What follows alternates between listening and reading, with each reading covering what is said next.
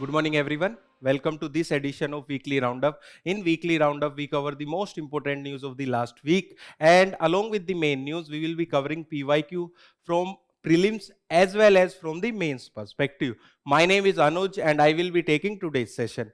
In today's session, we will be covering 5 main news, 7 quick update, and 1 personality in the news.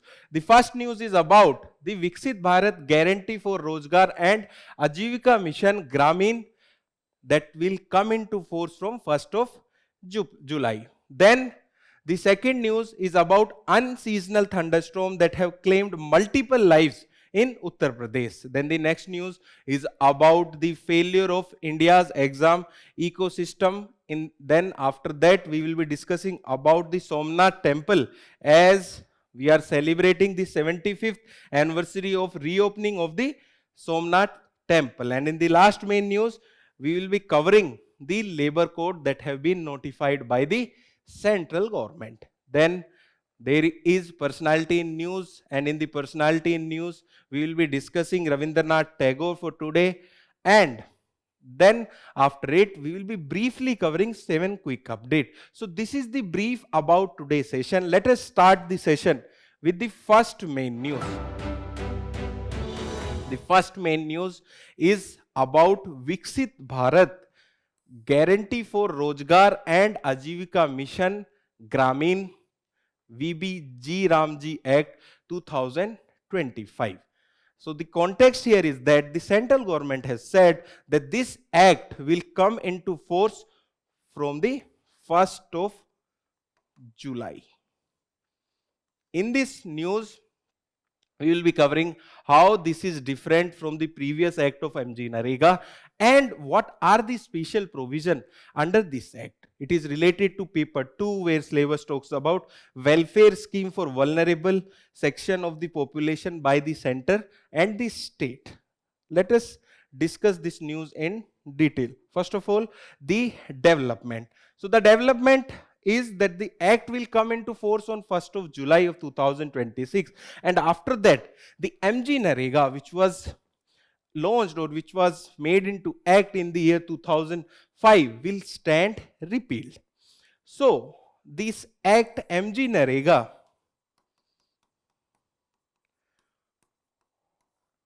was announced 2 decades back in the year 2005. At that time, its name was only Narega and its name was changed in the year 2009 to MG Narega. And now, not only the name is changing, but various provisions are also changing that we will be discussing in the next slide. Before going to next slide, let us discuss about right to work. It is there in our constitution. So which article talk about right to work? It is article 41. So article 41 talks about right to work, and this act, the G Ramji Act and previously MG Narega Act, provide right to work for an adult in the rural areas. It is applicable only in the rural areas. There is no MG Narega Act for the urban areas. Then it is for unskilled jobs only. It is not for the skilled job. It is only for the unskilled job. Then what is there in the development? So to ensure the seamless transition, existing eKYC verified MG Narega job card shall remain until the Gramin Rozgar guarantee cards are issued. So now to get the job, there should be a job card that is e-verified, and that is called as KYC verified MG Narega job card. In the new act, that is G Ramji Act, there will be Gramin Rozgar guarantee cards. So jab tak those cards will applicable and issued, till then MG Narega job card will be applicable. Let us move forward and understand about the differences of MG Narega and G Ramji Act. First of all, MG Narega used to provide only 100 days of job entitlement, only 100 days. Now it has been increased to 125 days. So previously, only a person used to get 100 days of work under the MG Narega. Now the persons are entitled for 125 days of work. The second major difference is about the core objective. The MG Narega Act was only focusing on the wage employment, but the new act not only focused on wage employment, it also focused on livelihood, asset creation, and the climate resilience. How it focused on livelihood, asset creation, and climate resilience, that we will be discussing in the next slide. The third major difference, and which is little bit controversial as well, is about the seasonal flexibility. And what is there in this seasonal flexibility? In the MG Narega, there was no explicit provision for seasonal flexibility.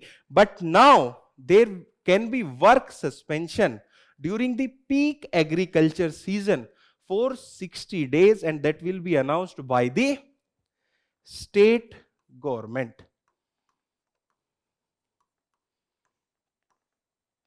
And this has been announced to ease down the input cost for the agriculture. As you might be aware that 85 to 87% of Indian farmers are small and marginal farmers, and they cannot bear the cost of the input cost in the agriculture.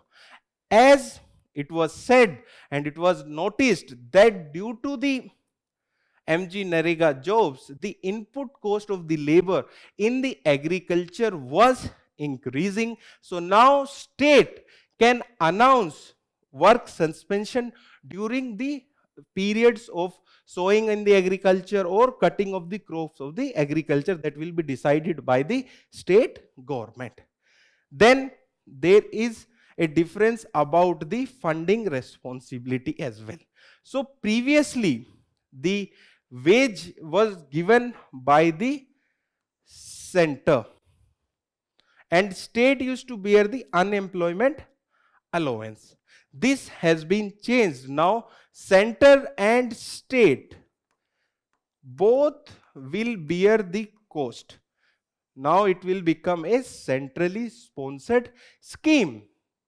So the state cost sharing wages 90 to 10 for the northeastern and the Himalayan state, 60 to 40 for other state and UTs with the legislature, and 100% center for the UTs without legislature. And it has been said that it will increase the cost of the state around 30,000 crores. So it was also much debated in the news that it will lead to the financial burden on the state government, and it is estimated that it will increase the cost on the state up to 30,000 crores. Now let us move forward and understand about the features of the MVVG Ramji Act. First of all, Viksit Bharat at the rate 247 alignment. So we have a target to achieve Viksit Bharat by the year 2047. And this act will shift toward integrated rural development and durable asset creation. Secondly, about the thematic public work. So previously, MG Narega has a wider approach, or there was a lot of themes. Now this act focuses only on 4 themes, and those 4 themes are water security, core rural infrastructure, livelihood related asset, and extreme weather mitigation. So in the last slide we have said that the core objective has been increased in the G Ramji Act, and that has been increased by focusing on the 4 thematic areas. Then tech-enabled governance to increase the transparency and have the accountability. And what tech and how tech-enabled governance will be done? It will integrate the face authentication for the attendance, AI-enabled analytics, real-time dashboard, and direct benefit transfer, so that there is no corruption there. Then participatory planning. So execution will rely on bottom-up Viksit Gram Panchayat plan seamlessly integrated into the Viksit Bharat National Rural Infrastructure stack.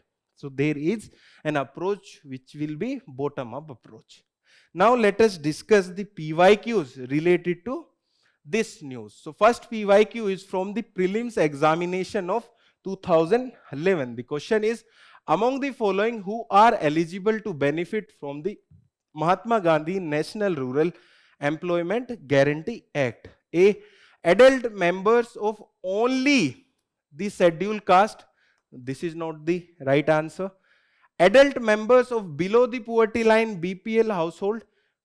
This is not the correct answer. Adult members of household of all backward communities. This is also not the answer. Adult members of any household in an rural area. That is the answer.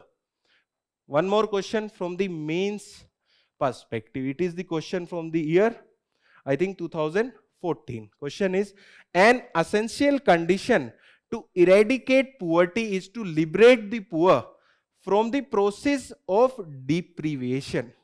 Substantiate this statement with suitable example. So whenever you are writing the mains answer, you should understand the question first. So here the question is given, we can divide it that an essential condition, that means mandatory requirement, is to eradicate poverty, that means to remove the poverty completely, is to liberate the poor from the process of deprivation. Here it means multi-dimensional poverty. So the question is saying that we have to focus on removing the multi-dimensional poverty completely. So in the introduction, you can define poverty or you can give data related to poverty, and then in the body you will discuss how multi-dimensional poverty can be removed. And in that body you will be discussing, or you can discuss about providing job through the act such as G Ramji Act. Okay, then you can conclude by writing a way forward. Okay, so this can be the approach which can be taken in this mains question. So with this we have completed the first news. Now let us discuss the second main news for today. The second main news is about the unseasonal thunderstorm in Uttar Pradesh. So the context is, unseasonal thunderstorm have claimed multiple lives in Uttar Pradesh, particularly in 26 districts of Uttar Pradesh. And it is related to GS paper 3, where syllabus talks about disaster management. Let us discuss this news in detail. First of all, what are thunderstorms and why thunderstorms this year are very severe in Uttar Pradesh? So basically, thunderstorms are severe local storm of short duration occurring small area over a small area, which are violent, causing significant harms to lives and infrastructure. Even in this unseasonal thunderstorm, there has been a report of 117 casualties, around 200 households have been destroyed. Okay, so this is the main definition of thunderstorm. Later we will be discussing about the creation and generation of thunderstorm. Let us first understand why thunderstorms this year are so violent and why May is much cooler comparatively. So the western disturbance, which is the disturbance from the Mediterranean Sea towards the Indian land, that is still there, and that is due to the unusual warming of Arctic Sea and the Mediterranean Sea. Usually the western disturbance are mostly effective during the winter season, but we are there in the summer season and still we are feeling the disturbances of the western disturbance. And when the western disturbance are coming towards the India and there is thunderstorm, so it is creating an very unnatural and highly destructive weather events. So this is the development here. Now let us discuss the news and understand about the thunderstorm. So they are well-grown cumulonimbus cloud producing thunder and lightning caused by intense convection on the moist hot day. So when there will be lightning, there will be thunder. That's why we hear the thunder when we see the lightning. Okay. And they fall into the category of mesogamma weather system spread with the spatial extent of around 2 to 20 kilometer and temporal scale of few hours. Let us first understand how these are formed and what are the conditions required. So when there is intense heating of the sun, mostly in the summer season, so the area will be heated and there will be convection of the air towards upside, because here there will be low pressure and it will going up. At the distance from the earth, it will cool down and it will take the form of the droplet. Then it will again updraft and it will reach a temperature below 0 degree Celsius. And at that temperature, it will become ice, and it will further rise. There will the accumulation of ice in the upwards of a cumulonimbus cloud. So thunderstorm cloud is somewhat like this. And there will be the interaction, because there will be this updraft will be there and also the downdraft of the ice. When that ice will be coming into the contact of other islet, there will be the formation of charges, and these charges will be distributed, like there will be the positive charges at the upside of the thunder cloud, and at the lower it will be the negative charges, and our earth have positive charges, and this lead to the creation of the thunderstorm. And it is cloud to earth. It also takes place inside the cloud, and it also takes place between other clouds as well. Thunderstorm can travel from the cloud to earth, inside the cloud, and from one cloud to another cloud as well, as there is a difference of charges, positive to negative. That is the simple formation of thunderstorm. As there is lightning, there will be thunder. Okay, so type they considering their intensity, the thunderstorm in India are categorized as moderate and severe, and their occurrence is mainly in the summer season. And what are the conditions required? First of all, availability of warm humid air. So when the air will be humid, then only the moisture will be transferred towards the upside of the earth. Then a steep vertical temperature gradient that will help to create the updraft. Then an updraft to force moist air up to the colder level of the atmosphere and up to a level where they form in the ice form. They cross the 0 degree Celsius temperature. So this is a simple explanation about the thunderstorm. Now let us discuss about the life cycle of thunderstorm. First of all, the developing stage. We have discussed that it form like cumulus cloud in first, which is a very small cloud. So marked by a cumulus cloud being pushed upward by a rising column of air that soon look like a tower. So it moves upward due to rising air. Then this stage has little to no rain, but occasional lightning is there. Then in the second, in the mature stage, while updraft continues to feed the storm, the precipitation begin to fall.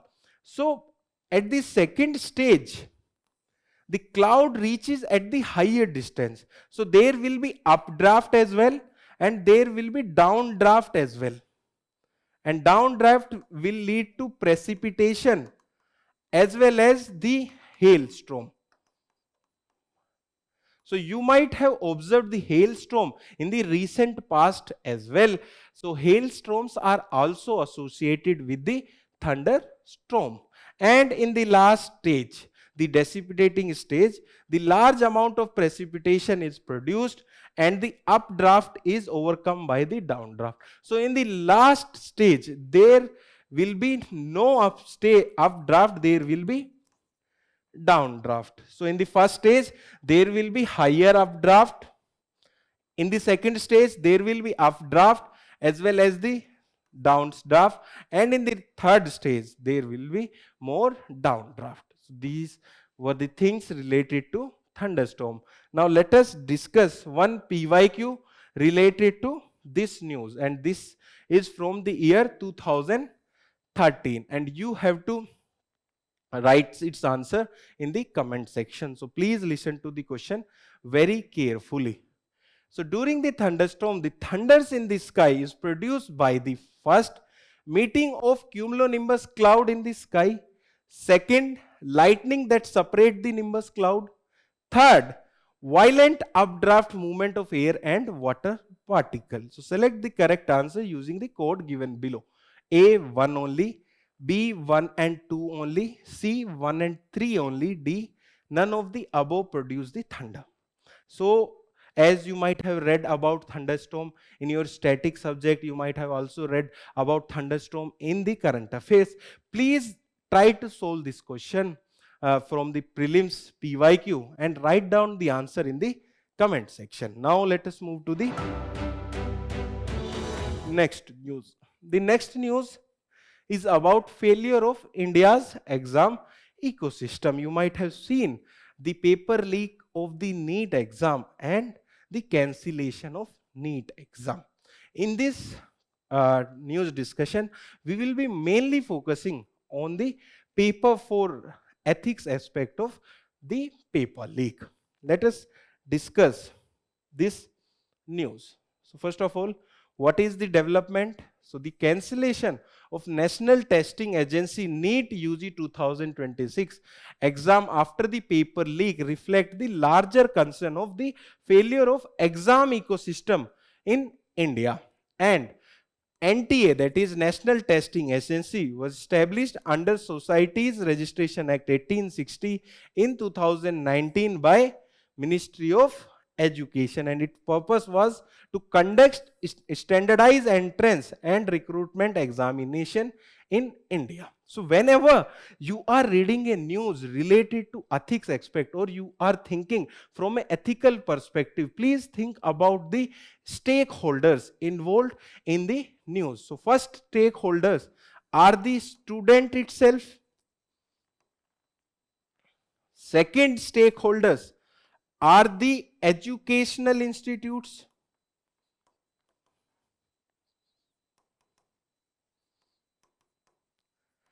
Third stakeholders is society at large. And fourth stakeholder is government, that also include the government institutes such as NTA. So these are the major stakeholders when you are reading about the news related to cheating in an examination. You can argue that there are some other stakeholders as well, such as the platform where the paper was leaked. Obviously, they are also the stakeholder, but the major stakeholders are these four. student, educational institutions, society at large, and government, that also include the NT. And you should also know about their interest involved. First of all, the student who are cheating. So for them, they are learning only about cheating. The student who are not cheating, so their efforts are wasted and they are not getting a fair competition to succeed in life. Then educational institution, they won't get the good student. Then the society at large, so it includes the parents as well. So society at large can move towards the cheating aspect where cheating can be accepted.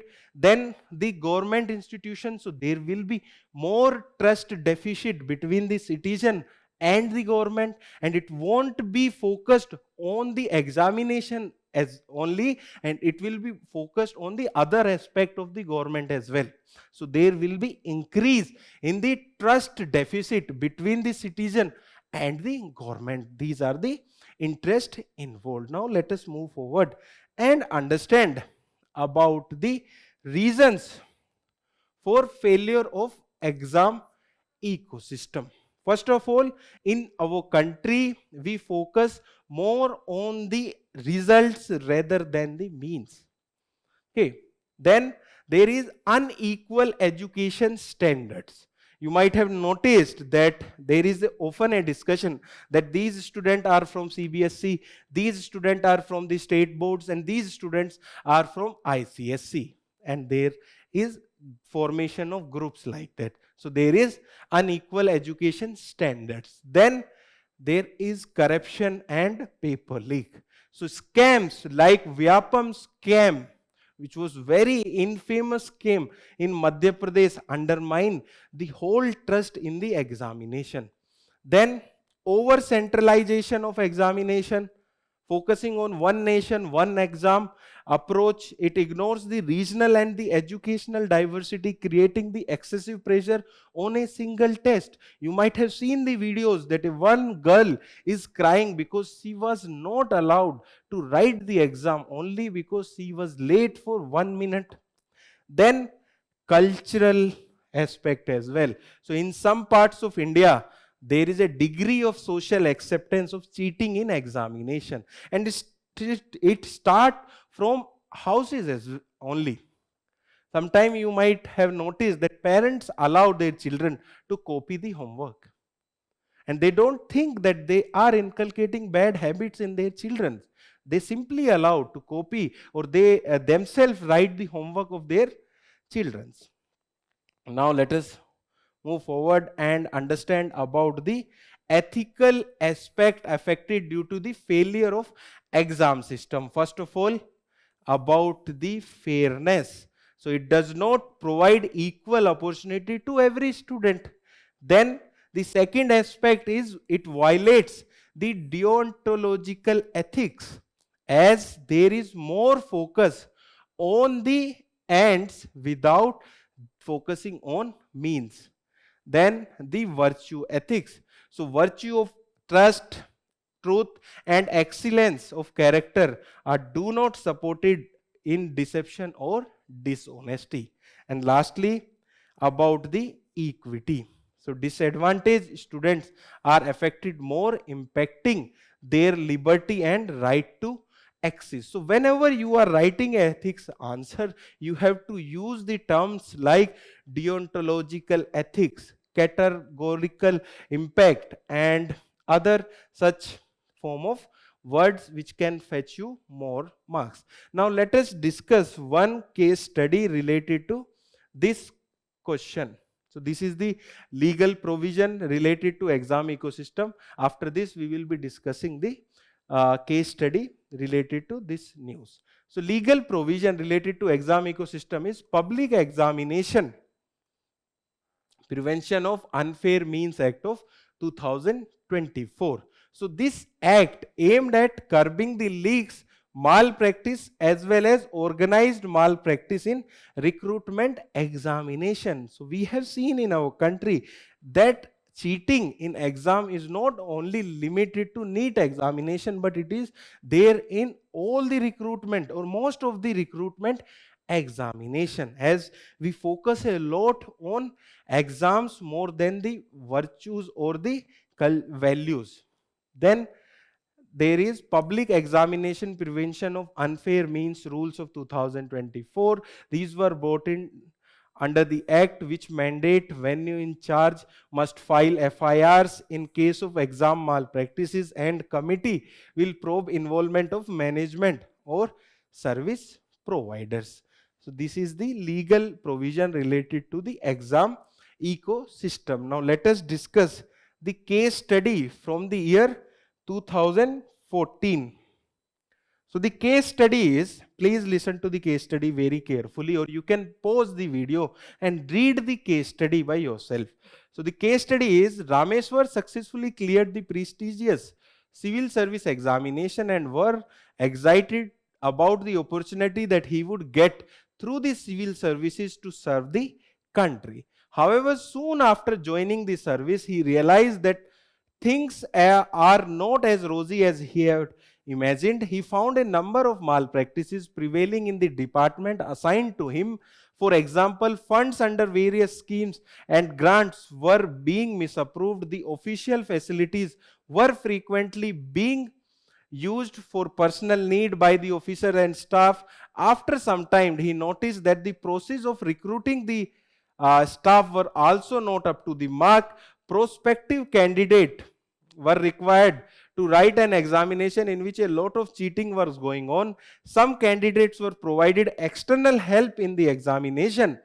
Rameswar brought this incident to the notice of his senior. However, he was advised to keep his eyes, ears and mouth shut and ignore all these things which were taking place, and with the convenience of the higher ups. Rameswar felt highly disillusioned and uncomfortable. He comes to seeking your advice. So here the question start, from where the question is asking about the above case study. So Rameswar comes to you for seeking advice. Indicate various options that you think are available in this situation.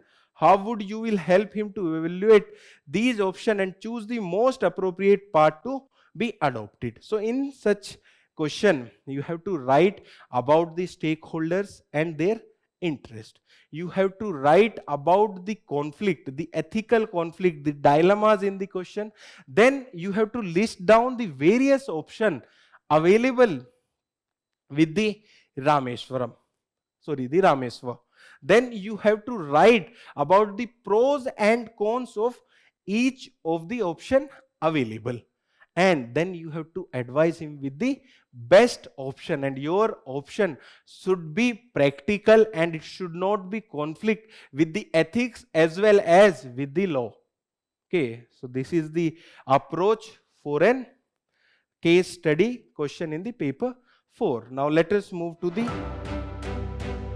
next news. The next news is related to the Somnath Temple. The context is that we are celebrating the 75th anniversary of reopening of the Somnath Temple. In this news, we will be covering about the Somnath Temple, and it is related to paper 1, where syllabus talks about art and culture. Let us start the discussion of this news. So first of all, what is the development? So development is that this celebration also marked the 1000th year since the first attack on the temple of Somnath in the year 1026 AD by Muhammad Ghazni. So this temple was looted almost 17 times. Even then, it is there at its place, which shows its significance. Okay, and it is at a Triveni Sangam, where 3 rivers meet. One is Kapila, then Hiran and Saraswati. Okay, and there is one mythological story related to the name of the Somnath Temple. And the story is that our moon god, which is also referred as Som, the moon god married the 27 daughters of Daksha, and he used to love only one daughter, that is only one of his wife, that was Rohini. By this his act, the Raja Daksha got angry with the Somdev, which is the moon, and he has given him the curse that you will lose your shining. By fearing this, the uh, moon god prayed to Lord Shiva, and by seeing his devotion, Lord Shiva removed his curse and said that you will be signing for 15 days and you won't be signing for the 15 days. So, this is the story related to the Somnath temple, and the prayer and the place where the moon god have prayed for Lord Shiva is Somnath. Now let us understand about the Somnath temple.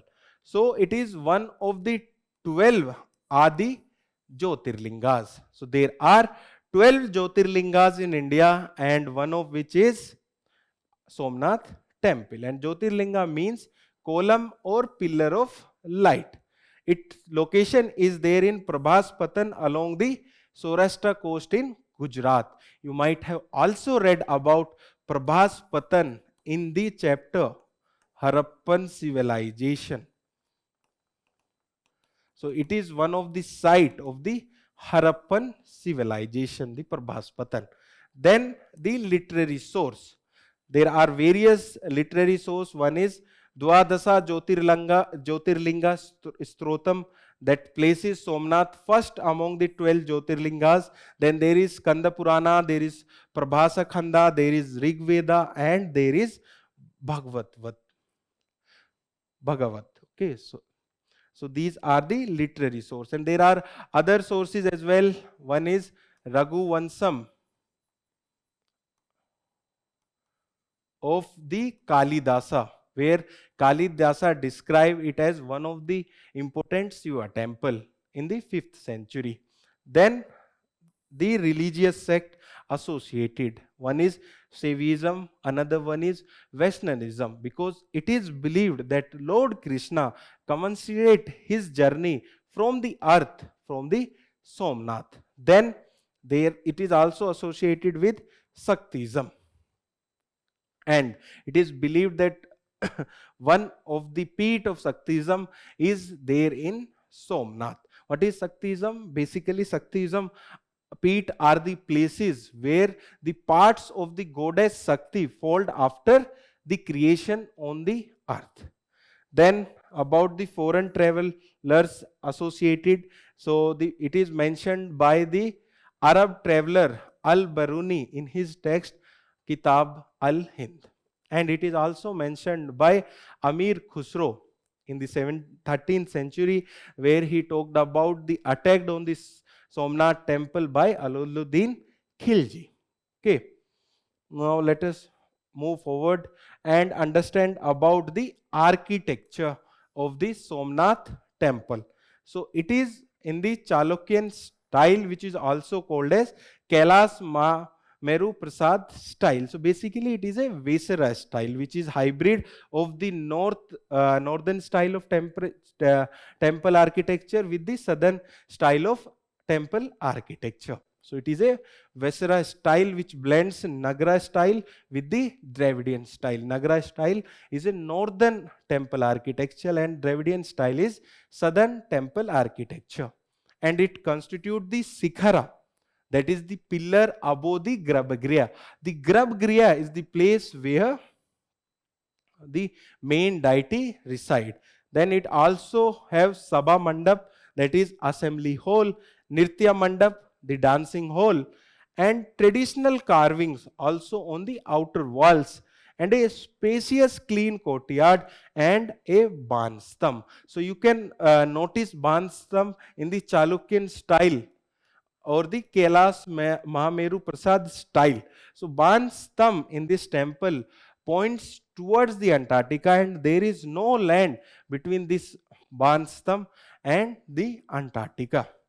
And the material used, it is built by the sandstone. And restoration work has taken place many times. In the 13th century, it was taken by the Kumarpala. In the 13th century, the king of Junagadh. In the 18th century, by the Ahilyabai Holkar. And in 1951, the Pran Pratishtha was done by then time president by the Dr. Rajendra Prasad. And the construction work was initiated by the Sardar Patel, who was Deputy Prime Minister in the year 1947. So with this, we have completed this news. Now let us discuss the PYQ related to this news.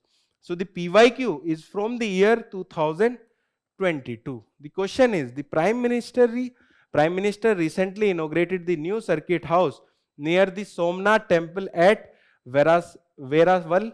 Which of the following statements are correct regarding the Somnath Temple? First, Somnath Temple is one of the Jyotirlinga shrine. We have read it.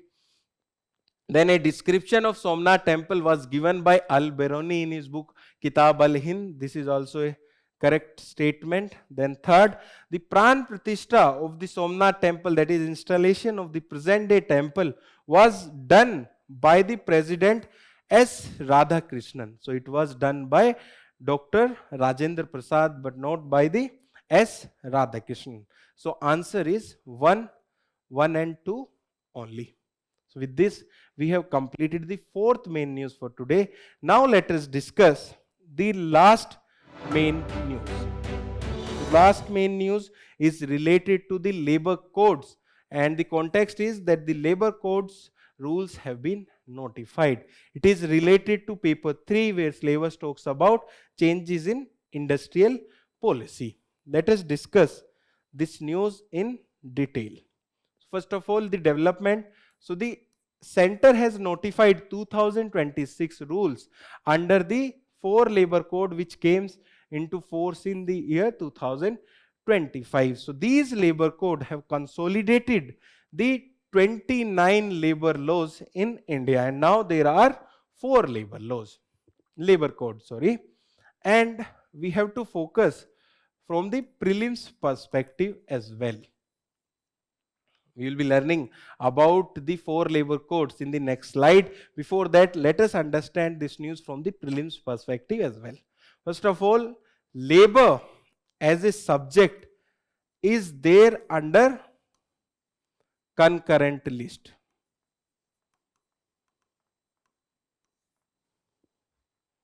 Okay. The labor as a subject is there under concurrent list, and there is mention of living wage under Article 43 of the Indian Constitution under DPSP. Now let us understand what is this living wage. So a worker, to maintain certain lifestyle, he require some wage, and such wage is known as living wage. And you might have also read about floor wage,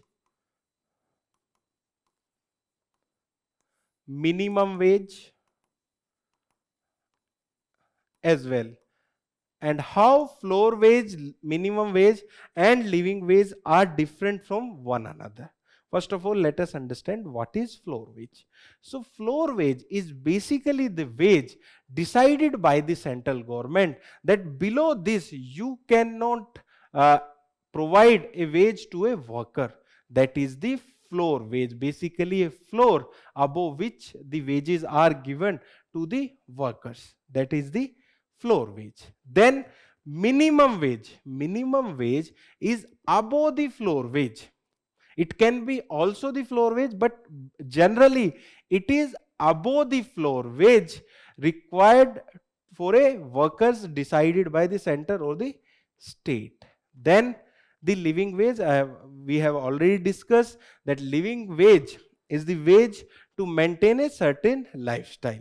If we talk generally, the minimum wage, the least wage will be the floor wage. After that, it will be minimum wage, and after that, it will be living wage. Okay. And Ministry of Labor and Employment looks after the employment and the data related to the labors in India, and specifically Labor Bureau, which is under Ministry of Labor and Employment, note down the data related to the industrial workers and the laborers in India. Okay, with this, now let us discuss about the highlights, key highlights of the notified rule. First of all, the codes on the wages rule. So it defined the working hours, and normal working hour is fixed at the 8 hours and the maximum weekly limit set at the 48 hours. So on a single day, a worker can work for 8 days, and in a week he or she can work for 48 hours. Then national floor wage. So center will fix a national floor wage based on minimum living standard. In the last slide, we have discussed the meaning of the floor wage. Then minimum wage. It will be fixed on daily basis with hourly and monthly wages derived from it. So the minimum wage will be decided on a daily basis, and it also mandate the wage slip. Then there is occupational safety, health and working condition rule. So there is a provision for overtime pay. We have discussed that it fixed 8-hour working day and 48 hours working week. And if someone is working more than 8 hours in a day and 48 hours in a week, he or she should get a compensation for that. And that compensation should be double the normal payment. Then a appointment letter is made mandatory. So there will be an accountability when there will be a appointment letter. Then annual health examination, and of the workers who are above the age of 40, there will be an annual health examination, and the cost of the examination will be borne by the company which is providing the employment. And it have other provision as well, such as special provision for the women employees, so that they can come out and be employed in the workforce and can get the true empowerment in the financial space. Then code on social security. It covers the gig and unorganized workers. Who are gig workers? Or the platform gig workers, you might have ordered food from Zomato, or you might have traveled through Ubers. The workers who are working on these platforms are known as gig workers, and the basic definition is that they are outside the traditional employee and employment relation. Okay. So there will be Aadhaar linked registration mandatory for the unorganized worker above the 16 years of age. And aggregators are the platforms such as Zomato and the Ubers. Aggregator must register new gigs and the platform workers on the government portal in real time. So suppose there is aggregator, suppose Zomato, and if someone is registering on Zomato to work, Zomato, it is the responsibility of the aggregator, in this case it is Zomato, have to register the detail on the government portal. Then there is Social Security Fund. It is a separate fund, and National Security Board created for gig and platform workers. So in this fund, there will be contribution from the profit of the aggregators as well. Then lastly, Industrial Relation Code rule. So there will be workers reskilling fund, and in this, employing laying off worker must deposit 15 days salary into the reskilling fund with 10 days. So if someone is laying off their workers, they have to submit or deposit the 15 days salary into this fund within 10 days. So please write down an answer. How laying off is different from retrenchment and closure? Please write down the difference between laying off, retrenchment and the closure in the comment section. If you don't know, please Google it and then write down, because if you have that curiosity, it will become easy for you to remember these things. Then model standing orders. There will be uniform workplace rules introducing through the model standing orders. And lastly, for dispute resolution, the rules have strengthened the grievance redressal, disciplinary action, and the retrenchment process. Okay, please read down about the layoff, retrenchment, and closure, how they are different from one another, and please write down their definition in the comment section. Now let us discuss the PYQs related to this news. First, PYQ from the year 2022. So the question is, in India, which one of the following compiled the information on industrial dispute, closure, entrenchment, and layoff in factories employing workers? So we have discussed, when we were discussing the development, answer is Labor Bureau for this question.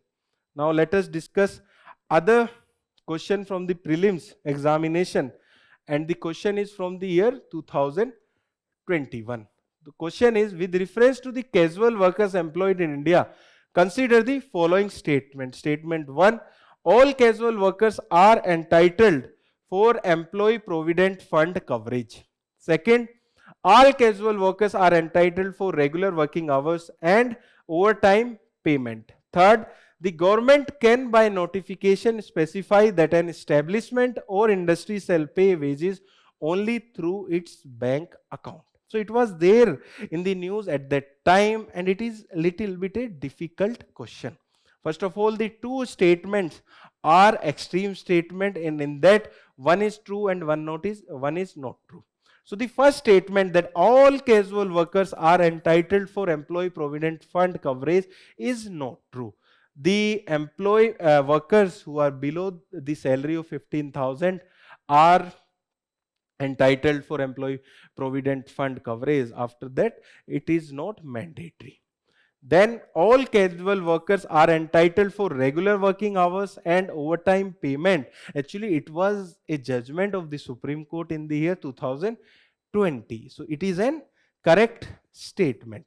Then the government can by notification specify that an establishment or industry shall pay wages only through its bank account. It is also an correct statement. Then the answer is 2, 2 and 3 only. There is one mains question as well from the year 2024. The question is, discuss the merit and demerit of the 4 labor codes that we have discussed in the context of labor market reforms in India. What has been the progress so far in this regard? So this is the question from the mains examination from the year 2024. With this, we have completed the discussion of the main news for today. Now let us discuss the personality in news for today. So the personality in news for today is Rabindranath Tagore. In personality in news, mostly we discussed about the contribution of the personality. So he composed Jana Gana Mana and Amar Solar Bangla. Sonar Bangla. These are the national anthems of India. One is Jana Gana Mana is the national anthem of India, and Amar Sonar Bangla is the national anthem of Bangladesh. And if you have heard a poem Ekla Chalo Re, that was also written by Rabindranath Tagore.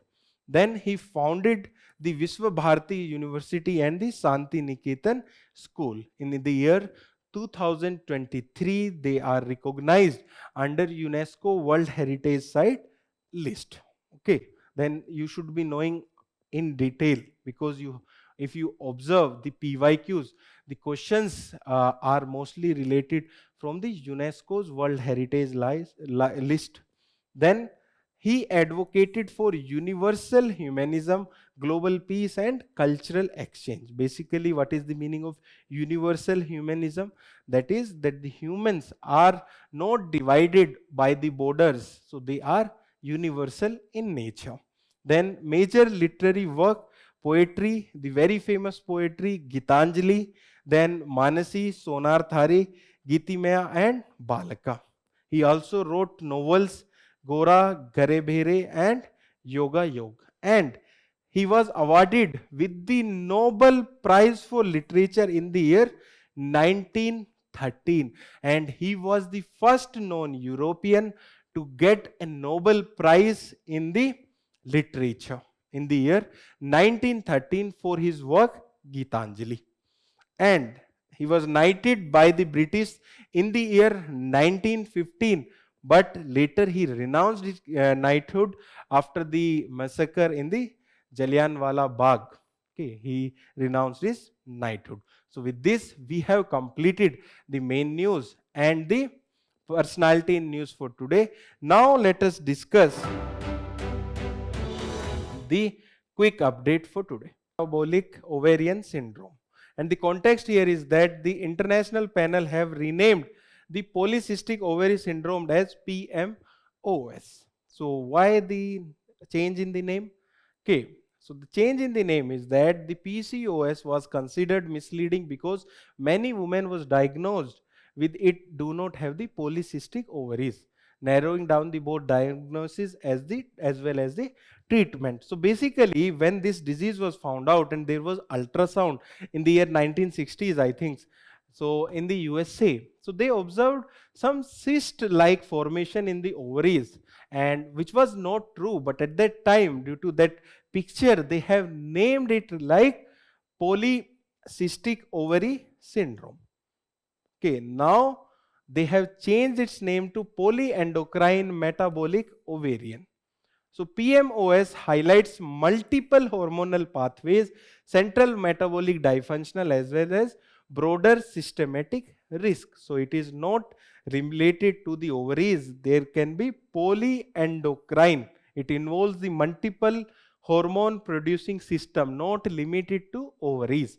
Then metabolic, its connection with the metabolic dysfunctional, insulin resistance and cardiometabolic dysfunctional as central feature. So it is observed that when a woman have this disease, there is rise in the weight. Then ovarian, irregular menstruation, infertility and ovulation problems. Then syndrome, the complex multi-system disorder, not a single organ complication. Now let us move to the next quick update. The next quick update is about Prevention of Cruelty to Animal Act 1960. And the context here is that the National Crime Record Bureau for first time has compiled national level statistic data specifically tracking the crimes against the prevention of cruelty to Animal Act 1960. So basically crime against animal, and the highest crimes were found out in Maharashtra followed by Madhya Pradesh. So what is this act all about that we will be learning in this news? First of all, the objective, it is to prevent the infliction of unnecessary pains or suffering on animals. And in this act, the animal definition of animal is very broad, and it include any living creature other than the human beings. So here animal also include reptiles, it also include the birds and the other living creature other than the human. Then it established a animal welfare board in India, which is a statutory body established by this act to make rule to prevent animal suffering and promote animal welfare education. And its first chairperson was Srimati Rukmani Devi Arundel. Okay, she was very famous dancer as well. Now let us move to the next news. The next news is about the Caspian Sea. And the context here is that it has been observed and emerged as a backdoor for military and commercial logistics between Russia and Iran amidst the ongoing West Asian conflict. So here we will be learning about the location of Caspian Sea. So it is the world's largest inland water body or the largest lake located at the intersection of Eastern Europe and the Western Asia. The neighboring countries can be remembered by the this acronym, that is Tariq. Here T stand for Turkmenistan, A stand for Azerbaijan, R stand for Russia, I stand for Iran, and K stand for Kazakhstan. Then about the inflow and outflow. It is Volga River is the primary source for the Caspian Sea, and the Volga Sea provide approximately 80% of the inflow to the Caspian Sea. But in the recent time, there has been shrunk of around 46% due to the constructions of dam on the Volga Sea and the higher evaporation due to increase in the temperature. So this is about the Caspian Sea. Now let us move to the next news. The next news is about multi-lane free flow tolling system. You might have read this news in the newspaper. We will understand what is the meaning of this. So Union Minister of Road Transport and Highway have launched this tolling system in a part of Urban Extension Road 2 in NCR. So this system integrate the automatic number plate recognition technology with FASTag based electronic toll connection to automate user fee collection with the minimum human intervention. So basically now the drivers or the car owners or the other vehicle owners does not have to stop at a toll plaza. They can simply pass through, and by using the technology which include various technologies such as radar, there will be automatic number plate recognition and there will be reduction of the money from your FASTag. And implementation will be National Highway Authority of India. And what are its significance? First, it will reduce the operation cost in toll collection because there will be less requirements of the humans. Then it will save nearly 250 crore liter of fuel annually, because at the toll plaza there is a long queue, and in that long queue there is wastage of fuel. Then it will reduce approximately 81,000 tons of carbon emission. So that due to that long queue, there is production or emission of more carbon dioxide. Now let us move to the next news. The next news is about agar wood. And the context is that the Assam ships have the first legal agar wood chips to Saudi Arabia and UAE. And in this news, we will be learning about this agar wood. If you observe the UPSC prelims examination, whenever they are asking a question related to plants, they are asking about its usage. Okay, so here we will be learning about agar wood. So it is a highly valuable fragrant resinous wood used in perfume, incense and traditional medicine. Mostly they are used in the scent because they have a very beautiful and very intense smell.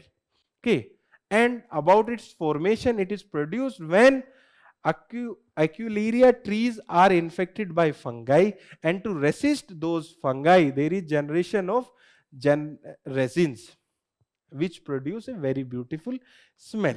And about the species in India, India have 3 Aguilarious species including the agar wood producing Aculeria khasina and Aculeria malacensis. And let us discuss about its protection status. It is there under appendix 2 of CITES. Okay, and that's why there was also the permission from the CITES convention. CITES stand for Convention on International Trade in Endangered Species. IUCN status, it is classified as the critically endangered. Now let us move to the next news. The next news is about mule account, and the context here is that the Indian Cyber Crime Coordination Center have signed MOU with Reserve Bank of India hub to curtail the mule account. In this news we will understand about mule account. What is a mule?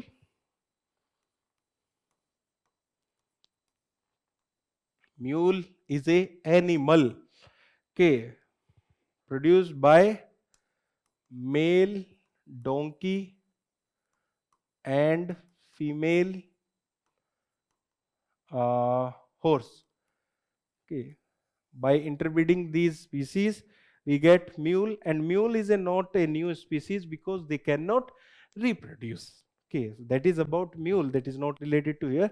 We in this news we will be understanding about mule accounts. So mule accounts are the bank account used by cyber criminals to illegally transfer or launder stolen money obtained through the cyber fraud. So if there is a cyber crime going on, they won't transfer that money directly into their account. They will transfer that money into mule account so that it will difficult to catch the criminals. Okay, so and often they are opened using the fake identities or by exploiting the unsuspecting individuals. Okay, and it is used to hide the real beneficiaries and create a layers in digital financial fraud. Okay, and there is mulehunter.ai, an AI based system for detecting and preventing mule account, has been launched by RBI in the year 2024. And recently when the NCRB data related to crimes in India was released, it was observed that the crimes in the cyberspace domain related to financial transaction is increasing in India. That's why such type of development become important. Now let us move to the next news. The next news is the last quick update for today, and it is minimum support price. And the context here is that the government have approved increase in MSP for 14 kharif crop for marketing season of 2026-2027. And kharif season is the monsoonal season crops in India. In this news, we will be understanding about the MSP. So what is its definition?